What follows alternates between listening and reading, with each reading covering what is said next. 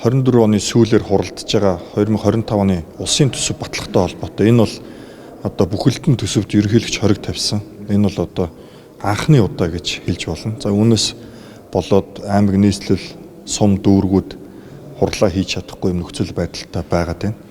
За нийслэлийн хувьд бол одоо энэ мэдээж нөгөө хуульч нар нь энэ дээр бас ажиллах байлгүй. Өнөөдөр ингээд төсвөө ямар ч гэсэн хилэлцээд ингээд эхэлсэн. За өнгөрсөн 7 хоногоос эхний хилцүүлгүүд сая хороодууд бүлгүүд нь хуралдаад төсвийнхаа одоо 2 дахь хилцүүлэг рүү ингээд ороод ингээд явж байна.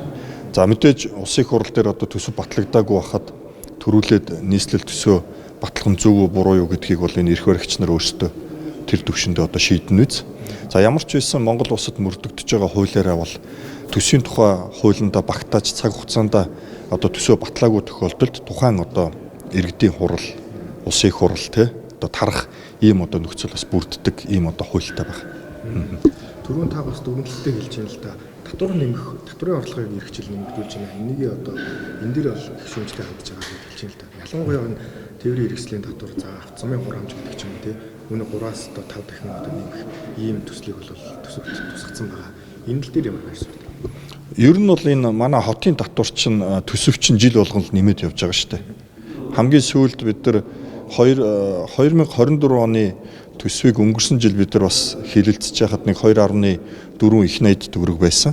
Тэгээ одоо энэ жил бол 3.8 их найд болж өсөж байна. За эндээс бол нэг яг шууд одоо татврын орлого зарлага нь бол нэг 3.2 их найд байх шиг байна.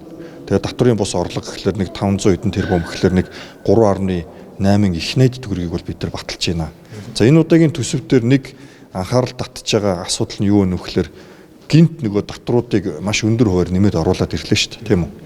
Иргэдийн одоо өдөр тутмын одоо амьдрал ахуй одоо хамгийн их одоо хэрэглээ болсон автомашинтай холбоотой 2 татвар ороод ирсэн байна тийм.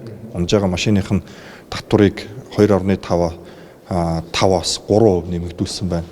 За зам ашигласны татвар гэж шууд 5% бас нэмэгдүүлээд ороод ирсэн байна. 5 дахин одоо нэмэгдүүлсэн байна. Тэгэхээр энэ бол одоо шууд альва нэг татвар нэмнэ гэдэг маань өөрөө ард түмний нуруунд дээр шууд очдог ачаалал багхгүй. Зөрүүлээд ямар одоо боломжуудыг бас бий болгож байгаа юм. Жишээлбэл хөдөлмөрийн зах зээл дээр хөдөлмөр эрхлэх боломжийг бий болгож байгаа юм уу? Цалин одоо урамшуулал тэрийг одоо нэмэгдүүлж байгаа юм уу? Ажлын байрыг яаж нэмэгдүүлж байгаа юм те?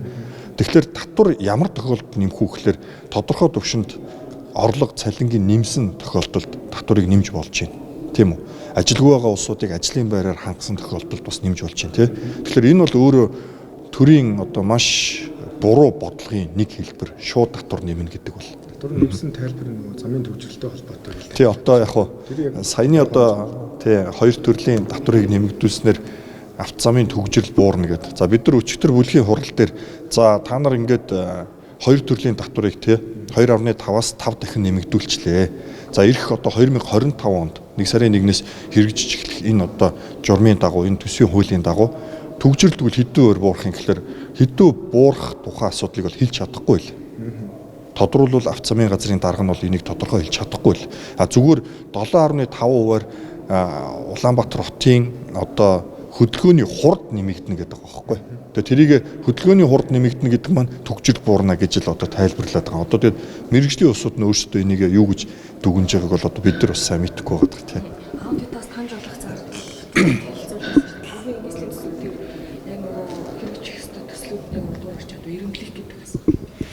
яг одоо тэгээд аудит гэдэг чинь одоо мэргэжлийн байгууллага шүү дээ. Тийм үстэй.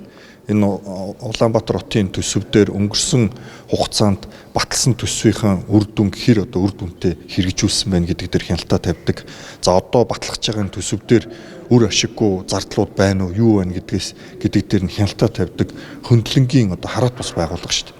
Харамсалтай нь одоо эхний хилцүүлэг дээр аудитын дарга нь гарч ирээд энэ 25 оны төсвийн төслөл дээр хийсэн дүгнэлтэд танилцуулж илээ. Тэгээ тэрийг бол одоо эрх баригч нар бол хүлээж авахгүй л байх шиг байлээ. Тэгээд бид бол арцлт намын бүлэг бол харин эсрэгээрээ аудитээс гаргасан энэ зөвлөмжийн дагуу өнөөдөр бас бид нар дүгнэлтэд танилцуулаад ингэж явж байгаа. Энэ төсвийн одоо хэлж байгаа